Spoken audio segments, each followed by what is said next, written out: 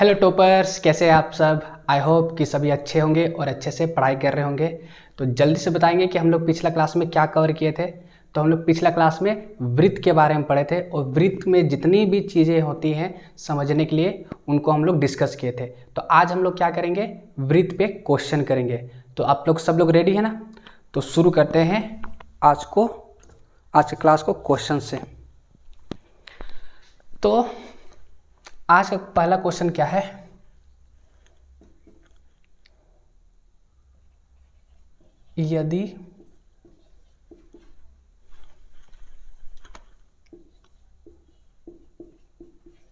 यदि किसी वृत्त की त्रिज्या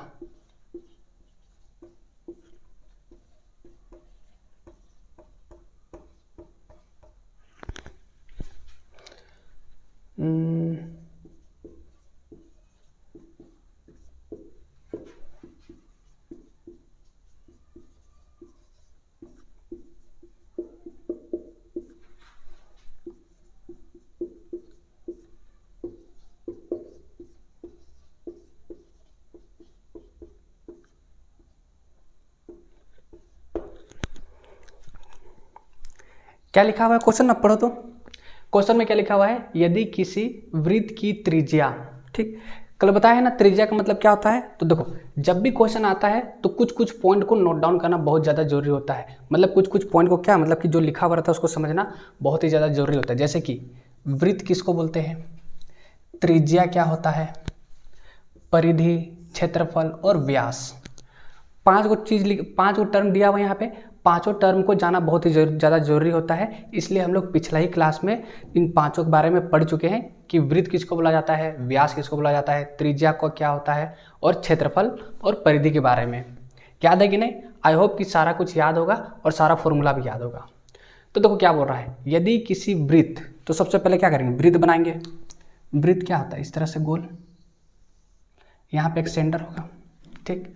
यदि किसी वृत्त की त्रिज्या, अब त्रिज्या क्या होता है, सेंटर से एक लाइन जो कहाँ तक जाता हो, कहाँ तक जाता हूँ, वृत्त का सीमा तक जाता हूँ, ठीक। ये कितना है, 14 सेंटीमीटर। सेंटर से कहाँ तक जाता हो, इसका लास्ट पॉइंट तक जाता हूँ, मतलब कि वृत्त का सर्कल मतलब कि वृत्त का परिधि तक जाता हो, ठीक। तो वो उसको क्या बोलते हैं, त्रिज्या बोलते हैं। त्रिज्या कितना दिया हुआ है, 14 सेंटीमीटर। चलो इतना तक तो ये बात समझ में आया कि यहाँ तक पढ़ने से इतना बात बस समझ में आया। आगे क्या लिखा हुआ है, तो परिधि, क्षेत्रफल और व्यास निकालने के लिए बोला है। तो एक एक करके निकालते हैं, ठीक। सबसे पहले क्या निकालेंगे, परिधि के बारे में बोला है तो परिधि को देखो,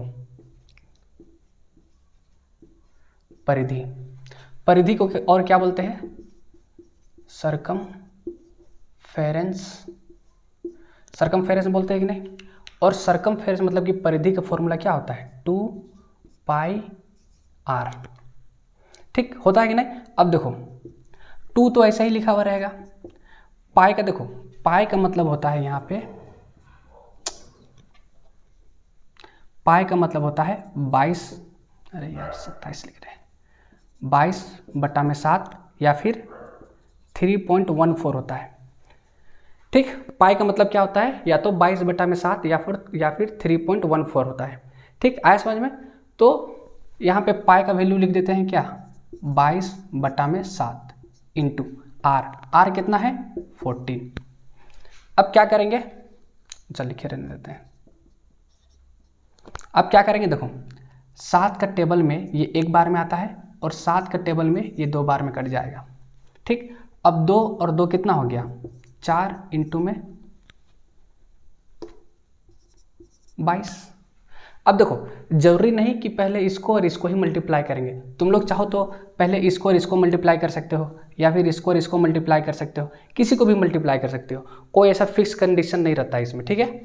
तो हम क्या मल्टीप्लाई कर दिए, इस 2 को इस 2 के साथ इंटू कर दिया और यहाँ पे लिख दिए, तो कितना आ गया 4 इंटू में 22।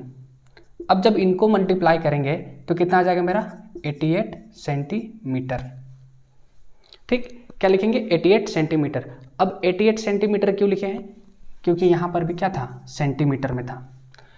चूंकि यहाँ पे एक ही सेंटीमीटर है इसलिए एक ही सेंटीमीटर दिए हैं। अगर 2 सेंटीमीटर लिखा हुआ रहता तो फिर हम लोग वहाँ पे क्या लिखते, स्क्वायर बनाते, ठीक। तो परिधि मेरा कितना निकल गया, 88 सेंटीमीटर। अब आगे क्या लिखा हुआ है, क्षेत्रफल। क्षेत्रफल का फॉर्मूला क्या होता है, पाई आर स्क्वायर। अभी बताएं क्या कि पाई का वैल्यू कितना होता है, 22/7। तो लिखेंगे 22/7 इंटू आर स्क्वायर। आर का मतलब 14 का स्क्वायर। इसको और कैसे लिख सकते हैं, 22/7 इंटू में, देखो 14 का स्क्वायर लिखा हुआ है, मतलब कि 14 इंटू में 14 लिख सकते हैं। अब 7 का टेबल में एक बार में, और ये 7 का टेबल में 2 बार में।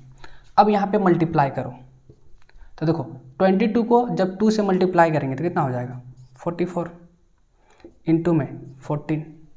अब इसको मल्टीप्लाई करके यहाँ पे जो आएगा वो तुम्हारा आंसर होगा। तो कहाँ पे मल्टीप्लाई कर देते हैं, यहीं पे कर देते हैं। 44 14, 16 के 6 हाथ में 1, 4 चौके 16 और 1 17 इंटू में 4 4 6 11 5 6, कितना आ गया, 616 सेंटीमीटर स्क्वायर। अब यहाँ पे स्क्वायर क्यों आया, देखो यहाँ पे 14 क्या है, 2 बार, तो यहाँ पे हम लोग को क्या लिखना चाहिए था,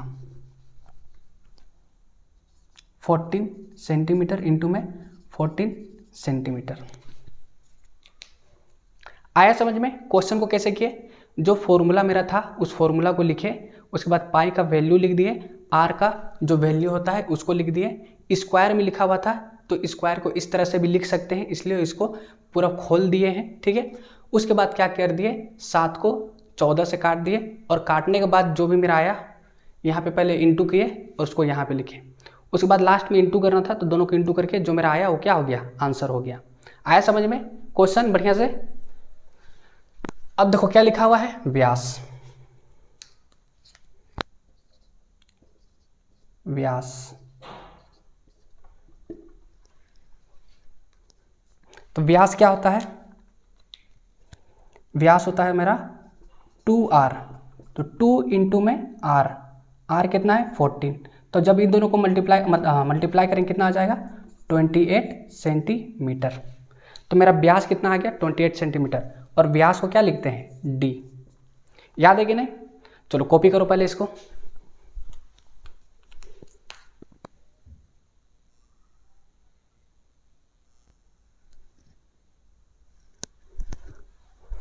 चलो हो गया, बन गया।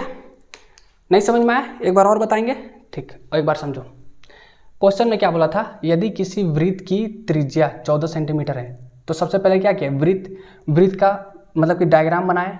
त्रिज्या मतलब क्या होता है, सेंटर से लेकर के सर्कल तक का, मतलब कि बाउंड्री तक का जो लाइन होता है उसको क्या बोलते हैं, त्रिज्या बोलते हैं। तो कितना दिया हुआ है 14 सेंटीमीटर, तो 40 सेंटीमीटर लिखे। अब क्वेश्चन में क्या बोल रहा है, पहले परिधि निकालो, क्षेत्रफल निकालो, उसके बाद व्यास निकालो। परिधि का फॉर्मूला क्या होता है, 2πr होता है। तो 2 को 2 रहने दिए। पाई का वैल्यू कितना होता है, 22/7, इसलिए 22/7 लिखे हैं। आर मेरा कितना था, 14 सेंटीमीटर, इसलिए 14 सेंटीमीटर लिखे हैं। यहाँ पे क्या कर दिए हैं, 7 के टेबल में इसको एक बार में, और 7 के टेबल में इसको 2 बार कट कर दिए। अब यहाँ पे जो भी है उसको क्या कर दिए, मल्टीप्लाई कर दिए। तो मल्टीप्लाई करने से मेरा आंसर कितना आया, 88। यहाँ तक समझ में आया, ठीक। अब क्षेत्रफल, क्षेत्रफल को इंग्लिश में क्या बोलते हैं, एरिया। और व्यास को क्या बोलते हैं, डायामीटर। डायामीटर, ठीक। अब क्षेत्रफल का फॉर्मूला क्या होता है, पाई आर स्क्वायर। तो पाई का वैल्यू कितना होता है, 22/7, इसलिए 22/7 लिखे हैं। आर कितना होता है, 14 का स्क्वायर है, तो इसलिए 14 को 2 बार लिख दिए हैं। इसको और इसको क्या कर दिए, काट दिए। काटने के बाद जो भी आया उसको यहाँ पे लिखे। अब इस दोनों को क्या करना था, इंटू करना था, तो यहाँ पे इंटू कर दिए। इंटू करने के बाद मेरा आंसर कितना आया, 616, तो 616 लिख दिए। जब भी एरिया का बात होता है तो यहाँ पे जो भी आंसर आता है वो स्क्वायर में आता है, या तो मीटर स्क्वायर बोलो, या सेंटीमीटर स्क्वायर बोलो, या मिलीमीटर स्क्वायर बोलो। जो भी क्वेश्चन में लिखा हुआ रहेगा उसके अकॉर्डिंग बोलना है, मतलब कि लिखना है, ठीक है। उसके बाद व्यास, व्यास का फॉर्मूला क्या होता है कि वो 2r होता है। तो 2 तो लिखा हुआ था, r का वैल्यू पुट कर दिए। अब दोनों को जब मल्टीप्लाई किए तो मेरा कितना आया, 28 सेंटीमीटर। आया समझ में, मिटा दे।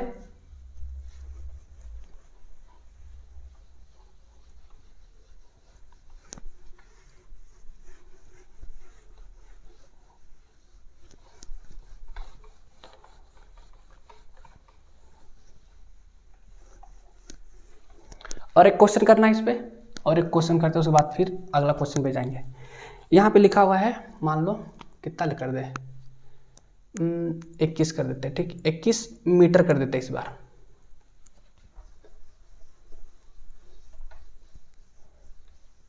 चलो एक बार खुद से क्वेश्चन को पढ़ो, ठीक, वीडियो को पॉज करो और बनाने का ट्राई करो।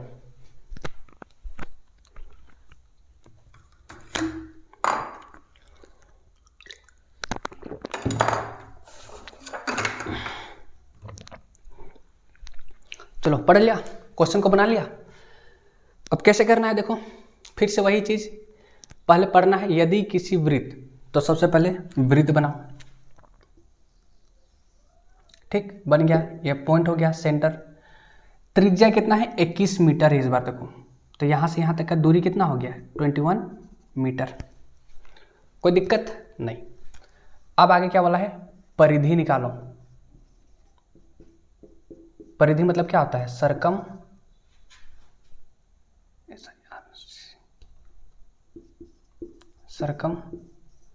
फेरेंस। सरकमफेरेंस का फॉर्मूला क्या होता है, 2πr, ठीक। भाई गिर क्यों रहा है,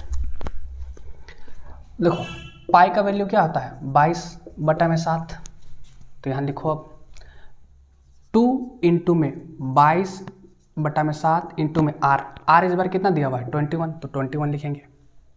अब 7 का टेबल में ये एक बार में, और 7 का टेबल में ये 3 बार में, कट गया।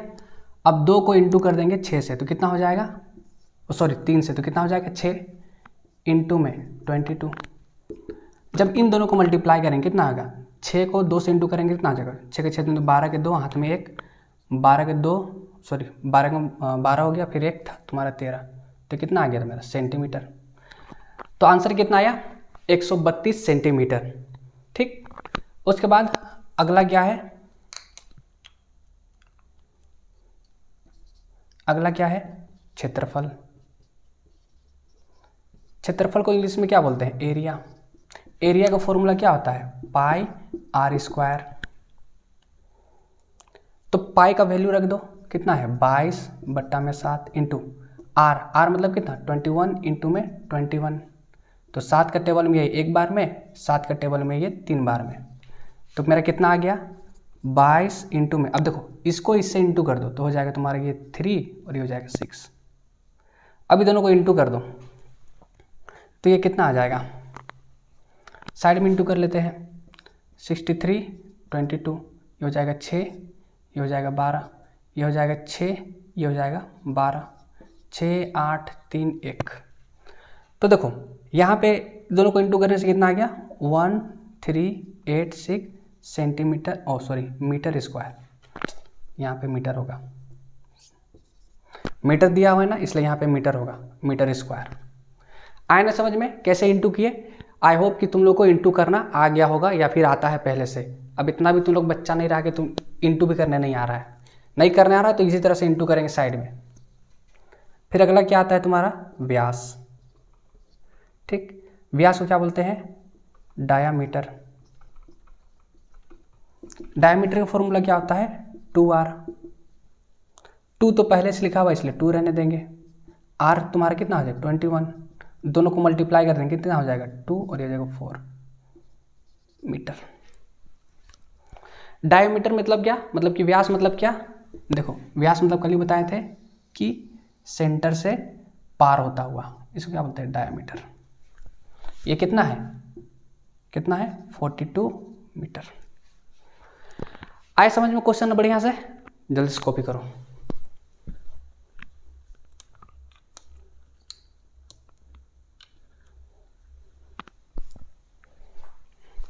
हो गया।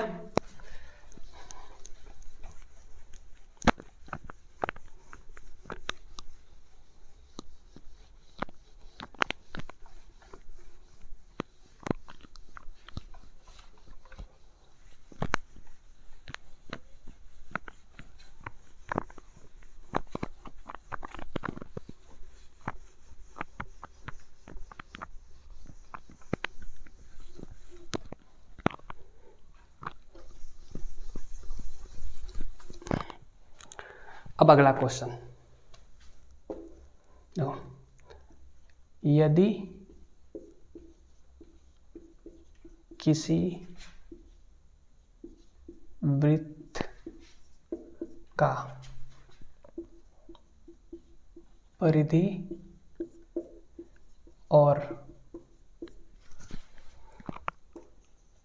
क्षेत्रफल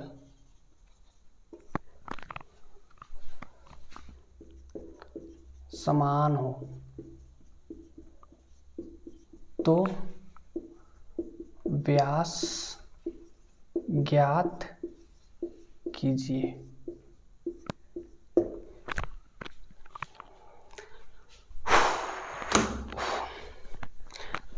क्वेश्चन में क्या लिखा हुआ है, ध्यान से पढ़ेंगे।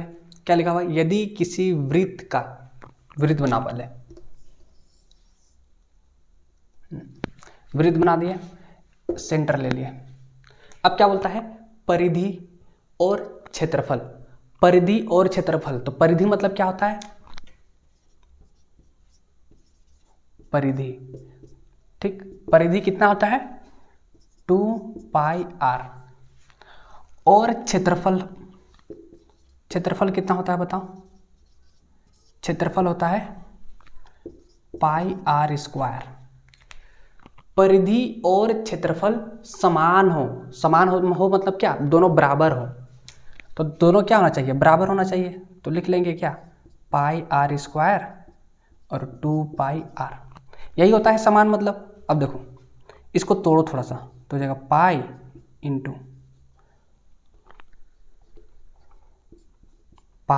में आर इंटू में आर, 2 इंटू में पाई इंटू में आर। इधर एक पाई और इधर एक पाई, खत्म।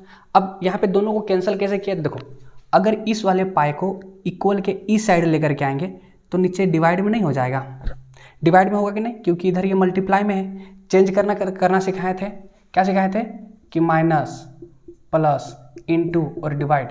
जब इस सब को इक्वल के उस साइड भेजा जाता है तो माइनस वाला प्लस हो जाता है, प्लस वाला माइनस हो जाता है, इंटू वाला डिवाइड हो जाता है और डिवाइड वाला इंटू हो जाता है। बताया था कि नहीं ये चीज़।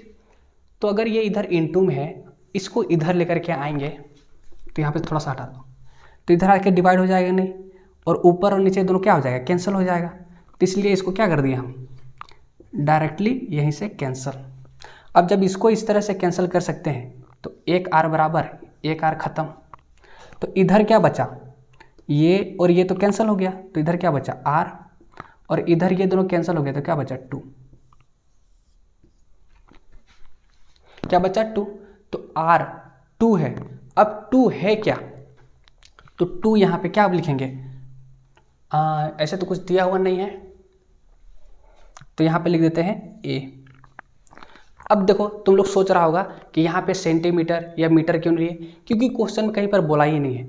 तो ये तुम्हारा क्या में आ गया, ये तुम्हारा रेशियो में आ गया, जिसको क्या बोलते हैं, अनुपात में भी बोलते हैं, ठीक। अब रेशियो और अनुपात क्या होता है, इसको खत्म करने के बाद 2 मिनट का कॉन्सेप्ट है, बता देंगे तो खत्म हो जाएगा, ठीक। पर अभी समझो कि r इक्वल टू कितना आ गया 2a। अब a मतलब यहाँ पे क्या होगा, कोई नंबर होगा जो इसके साथ मल्टीप्लाई होगा कि नहीं। यही ना बताए थे कि a b c d या z कुछ भी आ जाता है तो उसका मतलब क्या होता है कि वहाँ पे एक नंबर होगा। जैसे वो नंबर पता होने पे अगर यहाँ पे रख देंगे तो दोनों क्या में हो जाएगा। तो इसको कैसे लिख सकते हैं, 2 इंटू में a लिख सकते हैं कि नहीं, लिख सकते हैं ना। फिर दोनों को इंटू कर देंगे तो मेरा जो r है वो एक्चुअली में निकल आएगा, है कि नहीं। तो यहाँ पे अभी a ही लिखे रहने देते हैं। तो r इज इक्वल टू कितना आ गया 2a आ गया। अब क्वेश्चन में समान हो के बाद क्या लिखा है, व्यास ज्ञात कीजिए। तो व्यास क्या होता है, व्यास क्या होता है 2r, 2, और अभी r का मतलब क्या निकाले 2a, तो यहाँ पे आंसर कितना हो जाएगा 4a। आया समझ में क्वेश्चन में किस तरह से क्वेश्चन को सॉल्व किया। ये लुल्लू पूछ वाला सवाल है, ठीक है। तो इस सबको जानना मतलब कि अगर इस सबको नहीं जानते हो तो जैसे बताया ना कि 9 क्लास 10 में थोड़ा सा चीज़ें क्या हो जाती है, हार्ड हो जाती है। तो अभी सब सीख जाओगे तो क्लास 9 और क्लास 10 हवा लगने लगेगा, मतलब हवा नहीं। तो देखो इसमें क्या बोला था, एक बार फिर से समझाने की कोशिश करते हैं। बोल रहा है कि यदि किसी वृत्त का, तो वृत्त बना लिए, परिधि और क्षेत्रफल क्या हो, समान हो, मतलब कि दोनों को क्या करने बोल रहा है, दोनों बराबर है उसको बताने की कोशिश कर रहा है। तो परिधि कितना होता है 2πr, क्षेत्रफल कितना होता है πr², और ये दोनों आपस में क्या होगा, बराबर होगा। तो देखो तो यहाँ तो बराबर ही ना किए हैं, बराबर किए हैं। अब बराबर करने के बाद क्या हुआ, जो कट रहा था उसको काट दिए, पाई को पाई के साथ, एक आर को एक आर के साथ काट दिए।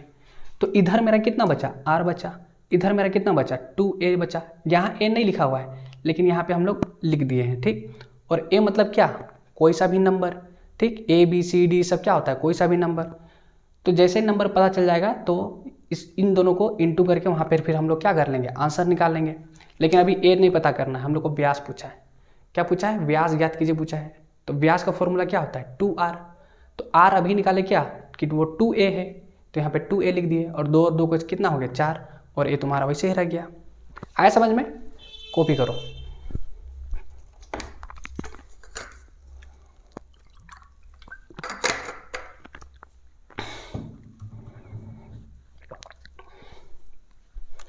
हो गया, चलो ठीक।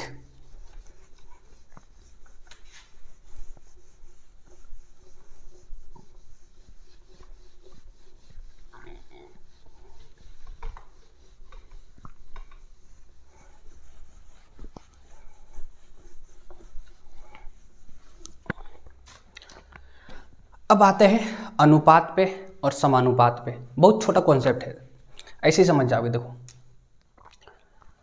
मान लो दो भाई हैं, ठीक, ये पहला और ये दूसरा।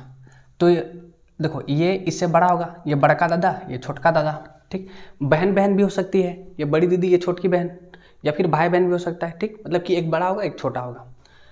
तो मान लो कि इसका साल है, मतलब कि इसका एज कितना है, मान लो कि 20 एज है, ठीक है। और इसका कितना ले लें, 16 ले लेते हैं, ठीक। अब ध्यान से देखो,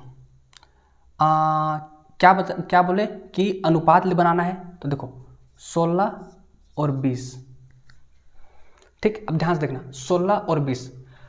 एक बात बताओ, 16 किसका टेबल में आता है, मतलब कि कोई ऐसा टेबल बताओ जिसमें 16 भी आता हो और 20 भी आता हो। तो वो कौन सा टेबल है, 20 4 का टेबल है कि नहीं। 4 का टेबल में 16 4 बार में आता है, और 4 का टेबल में 20 5 बार में आता है। तो आंसर में क्या आ गया, 4/5 आया कि नहीं। अब एक तुम लोग बात बताओ, अब कोई एक ऐसा टेबल है जिसमें 4 भी आता हो और 5 भी आता हो, एक को छोड़ करके, एक तो सब में आता है। चलो सोच के बताओ, सोच लिया। क्या पूछ रहे हैं कि 4 और 5, कोई एक ऐसा नंबर है जो दोनों का, मतलब कि एक ऐसा टेबल है जिसमें 4 भी आता हो और 5 भी आता हो। तो आंसर है नहीं, ऐसे तो कोई टेबल ही नहीं है। तो देखो, अगर कोई नंबर को काटने के बाद कोई ऐसा नंबर मिले जिसको अब आगे काट ही नहीं सकते हैं, क्या बोल रहे हैं, ये दोनों क्या था, एक नंबर था, इन दोनों को ही काट के क्या लाए थे, 4 और 5 लाए थे कि नहीं। अब इन दोनों को अब आगे और नहीं काट सकते हैं, तो इसी को क्या बोला जाता है, इसी को बोला जाता है रेशियो। रेशियो या फिर बोलो अनुपात, ठीक। इसी को क्या बोला जाता है, अनुपात। अब ध्यान दो, जब भी नंबर को काट के एक छोटा नंबर बनाया जाता है ना, तो इसके साथ आता है a, b, c, d, कुछ भी ले लो तुम, ठीक। इसको क्या बोला जाता है, अनुपात, ठीक। इसको क्या बोला जाता है, नंबर। ध्यान से सुनना मेरा बात को, इसको क्या बोल रहे हैं हम लोग, नंबर, ठीक। और इसको क्या बोल रहे हैं हम लोग, रेशियो बोल रहे हैं। क्यों, क्योंकि रेशियो जो है बड़ा वाला नंबर का छोटका भाई है, मतलब कि ये जो है इससे ही निकला है, इसलिए इसको क्या बोलते हैं, नंबर बोला जाता है, और इसको रेशियो बोला जाता है, बड़का बाप छोटका बाप। आया समझ में कि नहीं, आ गया। अब देखो लॉजिक, इन दोनों को जोड़ेंगे। देखो ये दोनों कैसे आया है, ये दोनों से आया है, तो पहले ये दोनों को जोड़ो। तो ये 16 था, ये वाला 20, तो इधर कितना आ गया 36। अब ये दोनों इसी से निकला है, तो इन दोनों को भी जोड़ो, तो ये इधर हो गया 9 है। अब तुम लोग बताओ, अभी क्या बताएं कि ये दोनों जो है इसी से आया है कि नहीं, तो मतलब कि ये और ये क्या होना चाहिए, बराबर होना चाहिए कि नहीं। नहीं समझ में आया, फिर से बताएंगे। तो ध्यान सुनो, जब दोनों को काटे तो आंसर में क्या आया मेरे 4 और 5, तो इधर वाला को जोड़ के क्या लिखिए 36, 20 और 16 क्या होता है 36 होता है कि नहीं, तो 36 लिखिए। इन दोनों को जोड़ दे कितना आया 9। अब ये जो नंबर आया है इसी से आया है कि नहीं, तो मतलब कि इधर वाला और इधर वाला क्या होना चाहिए, बराबर होना चाहिए, मतलब कि ये वाला बराबर होना चाहिए। अब ए को इधर ही रहने दो, 9 को भेज दो इधर, तो 36 डिवाइड बाई 9 ए। अब 9 के टेबल में एक बार में, 9 के टेबल में 4 बार में, तो a इज इक्वल टू कितना आ गया 4 बाई ए, मतलब कि 4, तो a का वैल्यू कितना आ गया 4। अब ध्यान समझो, अगर इस 4 को a के जगह में रखें, अगर इस 4 को इस a के जगह पे रखें, अब रख के ही देखते हैं, तो 4 इंटू में 4, 4 इंटू में 5 इंटू में 4, अब दोनों को इंटू कर दो 16 20, फिर से वही नंबर आया कि नहीं, समझ में आ रहा है क्या बताने की कोशिश कर रहे हैं। जब a का वैल्यू को यहाँ पे रखे तो मेरा फिर से वही नंबर आ गया जो शुरू में था। समझ में आ रहा है क्या बताने की कोशिश कर रहे हैं। तो ध्यान से देखो, ध्यान से देखो, जब कोई नंबर में मतलब कोई नंबर को काट के एक छोटा नंबर बनाया जाता है तो ई पूरा को बोला जाता है क्या, रेशियो। ठीक, मतलब कि ये नंबर को ही बोला जाता है, लेकिन इसको बोलते हैं रेशियो मेथड। लेकिन जब रेशियो को नंबर के बराबर दिखाया जाता है तो इसको बोलते हैं समानुपात, इसको बोलते हैं प्रोपोर्शन, प्रोपोर्शन। आया बात, क्या बताने की कोशिश कर रहे हैं, नहीं आया तो कोई दिक्कत नहीं, पहले इसको कॉपी करो, उसके बाद फिर आगे फिर से एग्जांपल लेते हैं। हो गया,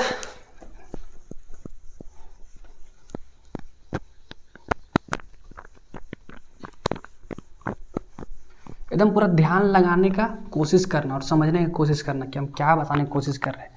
समझ जाओगे तो आगे जितना भी क्वेश्चन आएगा ना वो मतलब कि इतना इजी हो जाएगा कि तुम लोग मतलब कि आंखों से देख करके उसको उड़ा दोगे। ठीक है, फिर से देखो समझते हैं। ठीक,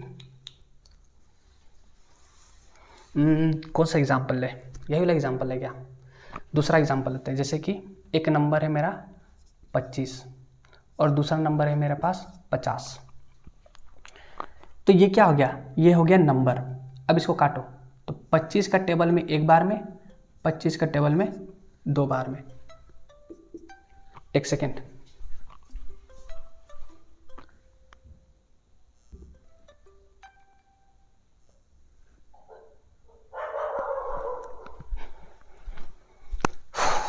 कॉल आ गया था, सॉरी। देखो क्या बोले, 25 का टेबल में एक बार में, 25 का टेबल में 2 बार में, तो आंसर कितना आया 1/2। अब तुम लोग बताओ कि क्या ये दोनों को और छोटा कर सकते हैं क्या, नहीं कर सकते हैं, तो इसी को क्या बोला जाता है, इसी को बोला जाता है रेशियो। ठीक, या फिर अनुपात, अनुपात। ठीक, अब देखो इन दोनों को जोड़ो तो 25 और 50 कितना हो जाएगा 75, और इन दोनों को जोड़ो। अब देखो यहाँ पे जब नंबर को काट के छोटा बनाया जाता है ना, तो जैसे छोटा बन गया ना तो यहाँ पे कुछ आ जाएगा। पिछले बार a लिए थे, इस बार x ले लिए। ठीक, अब इन दोनों को जोड़ो तो ये कितना हो गया 3x। अब देखो ये जो छोटा वाला नंबर है यहीं से तो कट के निकला है, क्या बोल रहे हैं, अगर ये छोटा मतलब कि ये जो छोटा नंबर है इसी से कट के निकला है, मतलब कि दोनों क्या होना चाहिए, बराबर होना चाहिए। तो 75/3 और ये हो जाएगा x। अब 3 का टेबल में एक बार में, 3 के टेबल में देखो 7 तो नहीं आता है लेकिन 6 आता है, कितना बार में 2, और एक कैरी चला जाएगा किसके पास 5 के पास, तो कितना हो जाएगा 15, और 3 का टेबल में 15 कितना बार में आता है 5, मतलब कि x बराबर कितना आ गया 25। मतलब क्या हुआ कि x यहाँ पे कितना आएगा 25। अब देखो 1 इंटू में 25, 2 इंटू में 25, इंटू करोगे तो फिर से मेरा 25 और ये 50 आ जाएगा। देखो तो ये पूर्णा वाला नंबर मतलब कि ये नंबर इस वाले नंबर के बराबर है कि नहीं, है कि नहीं। तो देखो यहाँ पे जो किए वो था मेरा रेशियो मेथड। और यहाँ पे काटने के बाद जब इस नंबर को काटने के बाद जब इसको इसके बराबर दिखा रहे हैं तो इसको बोलते हैं समानुपात।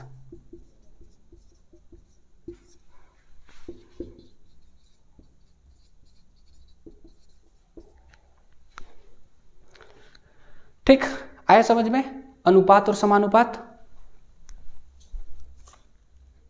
आई होप कि आ गया होगा। नहीं आया तो कोई दिक्कत नहीं, जब हम लोग क्वेश्चन करेंगे इस पर ढेर सारा तो उस पर आराम से समझ में आएगा। बस अभी हल्का सा अगर 30% भी अगर समझ में आया है तो कोई दिक्कत नहीं है, क्वेश्चन से बाकी चीज समझा जा सकता है। ठीक, तो देखो यहाँ पे हम लोग का जो बेसिक जिसको फंडामेंटल बोल रहे थे, फंडामेंटल का जितना भी चीज़ था वो सारा कवर हो चुका है। मतलब कि क्लास 7 से लेकर के क्लास 8 तक का जितना भी छोटा छोटा चीज़ था वो सब कवर हो चुका है। ठीक, अब कुछ कुछ जो मतलब कि कुछ कुछ टॉपिक रह गया है वो सब उतना इम्पोर्टेंट नहीं है। अगर मतलब कि उस सबको ना जब क्वेश्चन आएगा तो तब हम लोग समझ सकते हैं। ठीक है, तब आएगा तो तब का तब उड़ा देंगे उन लोग को। लेकिन जितना भी समझने वाला चीज़ था, कॉन्सेप्ट वाला चीज़ था, ठीक, उस सबको कवर कर दिए हैं। अब इस पे जो भी आएगी बस इस पे मतलब कि क्वेश्चन आएगा इससे रिलेटेड। ठीक, अब बस क्वेश्चन आएगा क्योंकि जितना भी फंडामेंटल का चीज़ था वो सब कवर हो चुका है। अब बस तुम लोग का काम क्या है कि इसको बढ़िया से दोबारा रिवाइज करके देखना, दोबारा रिवीजन करके देखना, बार बार देखना, जब तक समझ में नहीं आ जाता है तब तक इसको देखते रहना है। ठीक, अब इसके बाद जो वीडियो आएंगी वो बस इस पे मतलब कि इससे रिलेटेड मतलब कि बेसिक लेक्चर से रिलेटेड सब में क्वेश्चन आंसर रहेगा। ठीक, तो तुम लोग को क्या करना है, जब बेसिक कवर हो जाएगा तभी क्वेश्चन को अटेम्प्ट करना है। उसके बाद जब बनना शुरू हो जाएगा तुम्हारा क्वेश्चन जब बनना शुरू हो जाएगा तो फिर जो क्लास 9 और क्लास 10 में आने वाली है वो सभी चीज़ें आसान हो जाएंगी। क्योंकि क्लास 9 और क्लास 10 में हार्ड उतना ज़्यादा हार्ड नहीं रहता है, यही सब चीज़ रहता है। बस उसमें रीडिंग स्किल्स चेक किया जाता है कि तुम पढ़ के तुम अपना दिमाग को मतलब कि किस तरह से सोच पा रहे हो। अगर ज़्यादा अच्छा सोच पाओगे तो तुम्हारा क्वेश्चन ज़्यादा तुमको अच्छा समझ में आएगा और तुम उसको ज़्यादा अच्छा मतलब कि जल्दी सोल्व कर पाओगे और बढ़िया से सोल्व कर पाओगे। आ रहा है समझ में क्या बताने की कोशिश कर रहे हैं? 9 क्लास और क्लास 10 में क्या होता है, बस रीडिंग स्किल्स चेक किया जाता है। जो मतलब कि अगर तुम लोगों को पढ़ना आता है, सोचना आता है, समझना आता है तो मतलब कि क्वेश्चन बहुत ही ज़्यादा तुम लोग के लिए आसान हो जाएगा। क्योंकि जितना भी बेसिक फंडामेंटल था सब कवर हो चुका है। अब बस सिर्फ क्वेश्चन का प्रैक्टिस करना है। ठीक, तो मिलते हैं फिर अगले वीडियो में, तब तक के लिए जय हिंद, जय झारखंड।